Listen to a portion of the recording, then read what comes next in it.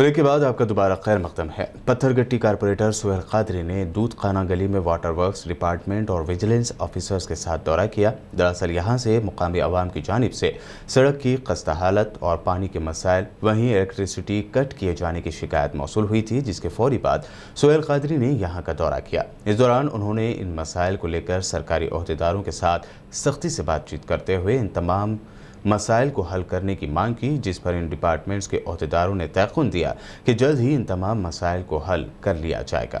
दोनों ऑफिसरों को ये बोलिए कि यहाँ पानी कब देते ये लोगों को, गरीब लोग आए, लेडीज रहती, ये पानी आपकी गाड़ी यहाँ तक नहीं आती, गाड़ी अंदर नहीं आती। हम बूस्टर लगाए, उसका भी काम खराब हो गया। अरे हम क्या चाह रहे हैं, आपसे जो काम है वही काम लेंगे, हमको ये घर तक पानी पहुँचा दो, अंदर के 7-8 घरों में। दूध थाना गली में हमारे विजिलेंस ऑफिसर जनाब मुरली साहब की क़ियादत में एक बहुत बड़ा अमले के साथ पूरे साजो सामान के साथ आए। ऐसा महसूस हो रहा था कि यहाँ कोई चीज़ डिमोलिशन करने वाले हैं क्या आप, ऐसा महसूस हो रहा। और पुलिस को लेकर आ गए यहाँ पर। और ये दूध खाना गली के अंदर तकरीबन 100 से ज़्यादा घर है यहाँ पर। और मैं जब लिस्ट चेक करा, सिर्फ 3 घर की लिस्ट है, जिसमें एक का 19,000 है, एक का 21,000 है और एक का 20,000 है, और बाकी का 2-4-5 हज़ार रुपये का यही है।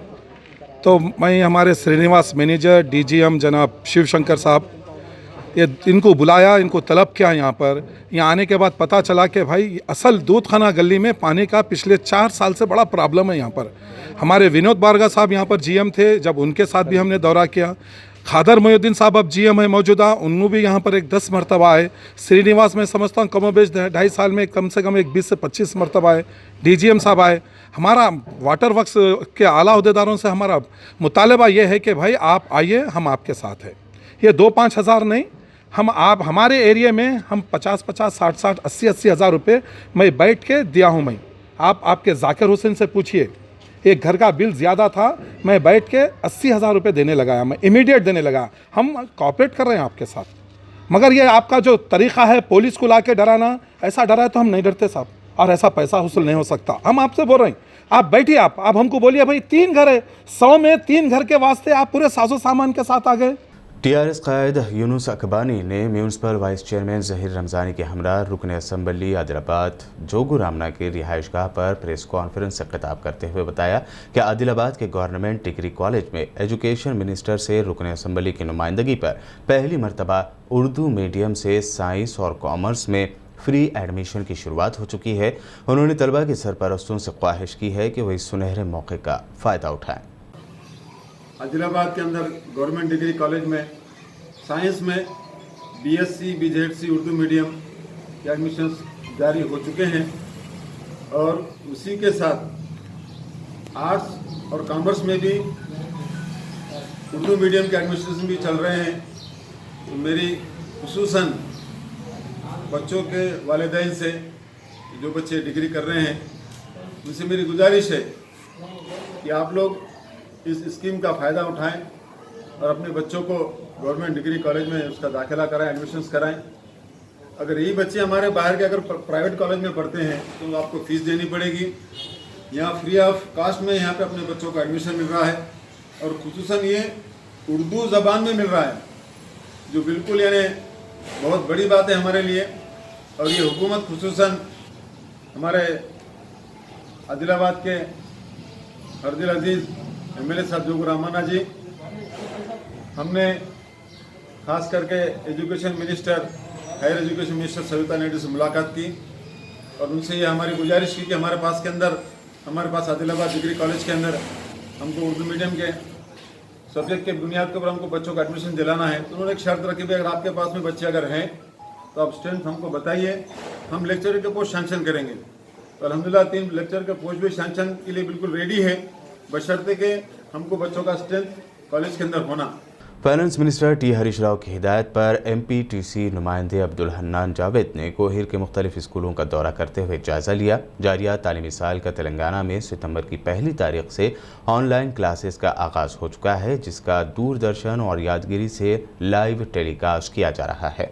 अब्दुल हन्नान जावेद ने स्कूलों के हेडमास्टर्स और तलबा से बातचीत करते हुए ऑनलाइन क्लासेस से होने वाली मुश्किलात के बारे में मालूमात हासिल की, और औलियाए तलबा से गुजारिश की है कि वह असातिज़ा और तुलबा के साथ ताउन करते हुए तालीम के सिलसिले को जारी रखें। तेलंगाना के डीजीपी महेंदर रेड्डी ने आसिफाबाद जिले में नक्सलाइट से मुतासर इलाके का एरियल सर्वे किया। उन्होंने तेलंगाना और महाराष्ट्र के सरहदी इलाके में हेलीकॉप्टर से मुआयना किया। आसिफाबाद जिले में तिरियानी के मंगी फॉरेस्ट एरिया में नक्सलाइट की एक्टिविटीज़ पर खास नज़र रखी जा रही है। डीजीपी ने हेलीकॉप्टर से सरहदी इलाके में प्राणहिता के इरिगेशन इलाके का मुआयना किया। यौम आशूरा की 450 साल कदीम बीबी का अलम जुलूस की रिवायत तोड़ने के खिलाफ फातिमा सेवा दल तंजीम के जिम्मेदारों ने इंसानी हकूक़ कमीशन से रुजू होते हुए शिकायत दर्ज करवाई। उन्होंने तहकीकात करते हुए कातियों के खिलाफ सख्त कार्रवाई का मुतालबा किया। बातज़ा मीडिया से बात करते हुए सैयद शाह नहद जैदी ने मीडिया को मज़ीद जानकारी दी। बीबी का आलम हर साल दिन में ठीक 1 बजे निकलता था और मस्जिद इलाही में पहुंचकर मगरिब के करीब ठंडा होता था, मगर इस साल 450 साल पुराना कदीम रवायत को तोड़ा गया है और 11:45 या 11 बजे बीबी का आलम खोलकर बाहर निकाला गया है, जिससे मोमिनीन को बहुत तकलीफ़ पहुंची है और ज़्यादा से ज़्यादा मोमिनीन आमाल में मसरूफ़ थे, जिससे उनके आमाल पे भी असर पड़ा है। और मोमिनीन ने, जैसा कि हमको कहा गया था कि हस्ब साबिक दिन में 1 बजे अलम खुलेंगे और आप अपने अपने घरों से ज़ियारत कीजिए, तो हमने तमाम मोमिनीन को ये तयक़ुन भी दिलाया था कि आप कोविड-19 का पालन करते हुए जो हुकूमत तेलंगाना कह रही है उस पर अमल करते हुए हमको चाहिए कि हम अपनी हुकूमत का साथ दें। मगर चूँकि 11 बजे जब हमारी कदीम 400-450 साल पुरानी रवायत को तोड़ा गया तो मोमिनीन में खलबली मची और उसकी सबब मोमिनीन जोग दर जोग जमा होते रहे और लब्बैक या हुसैन की सदाओं में फ़िज़ाओं में सदाएं गूंजने लगी। इंश्योरेंस मेडिकल सर्विस यानी IMS के डायरेक्टर देविका रानी और फार्मासिस्ट नागा लक्ष्मी के खिलाफ जारी कार्रवाई के दौरान ACB को बड़ी कामयाबी हाथ लगी है। ACB ने इन दोनों की जानिब से प्रॉपर्टी खरीदने के लिए दी गई करीब 4 करोड़ से ज़ायद रकम को सीज कर लिया है। बता दें कि देविका रानी और नागा लक्ष्मी करोड़ों रुपए के गबन के मामले में जेल की सज़ा काट चुके हैं। फिलहाल ये दोनों ही जमानत पर जेल से रिहा हुए हैं। ACB के मुताबिक इन दोनों अफराद ने करोड़ों रुपयों की रकम से अपने रिश्तेदारों के नाम पर फ्लैट और कमर्शियल स्पेस खरीदे थे। इसके अलावा मजीद रकम चेक्स और ऑनलाइन के जरिए भी अदा की गई। हैदराबाद के साउथ कमला नगर कॉलोनी के रिहायशियों ने कापरा म्यूनसिपल ऑफिस के सामने नारे लगाते हुए एहतजाज किया। इन एहतजाजियों ने इल्ज़ाम लगाया कि रिश्वत देकर उन कॉलोनी के नाले पर एक शख्स को घर तामीर करने की इजाज़त दी गई है। एहतजाजियों का कहना है कि इस तरह की हरकत से उन्हें परेशानी का सामना करना पड़ रहा है। एहतजाजियों ने फौरी इस जानिब कार्रवाई करने की मांग की है।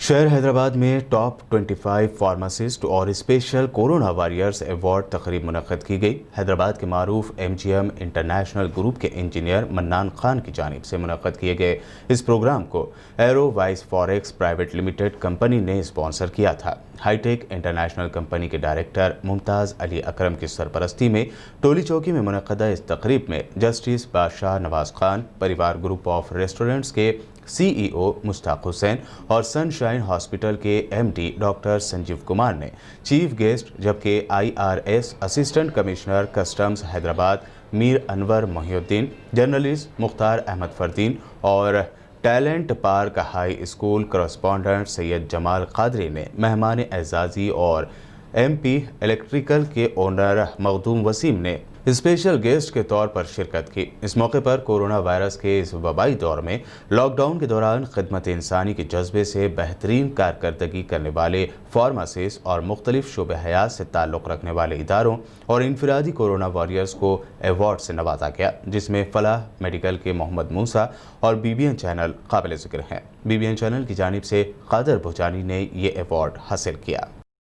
जितना मैं कोविड को समझा, कोविड कोई डर की बात नहीं है। ये इन्फेक्शन सिर्फ 5 दिन आदमी की बॉडी में रहता है, उसके बाद अपने आप ख़त्म हो जाता है।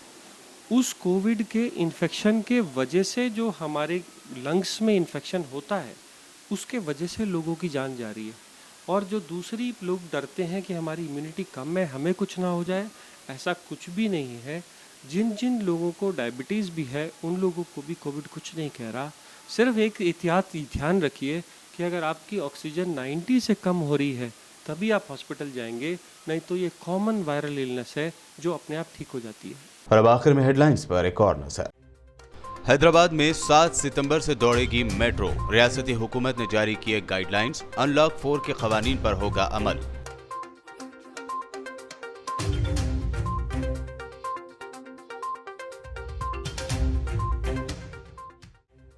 महाराष्ट्र के एमआईएम प्रेसिडेंट इम्तियाज जलील को लिया गया हिरासत में। मंदिर और मस्जिद खोलने की दी थी कॉल। अनलॉक 4 में इबादतगाहों को भी खोलने का किया मुतालबा।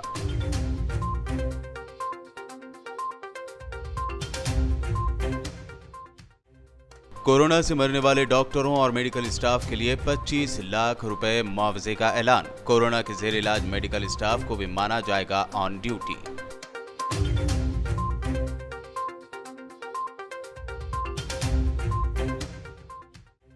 तेलंगाना में पिछले 24 घंटों में आए 2892 पॉजिटिव केसेस। 10 की हुई मौत। जीएचएमसी में 477 केसेस।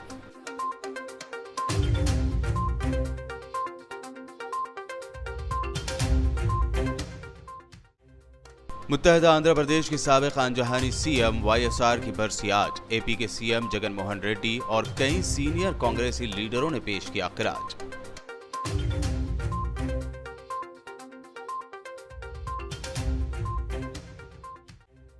और आईएमएस की डायरेक्टर देविका रानी के खिलाफ एसीबी की बड़ी कार्रवाई। 4 करोड़ से ज्यादा कैश किया जब्त।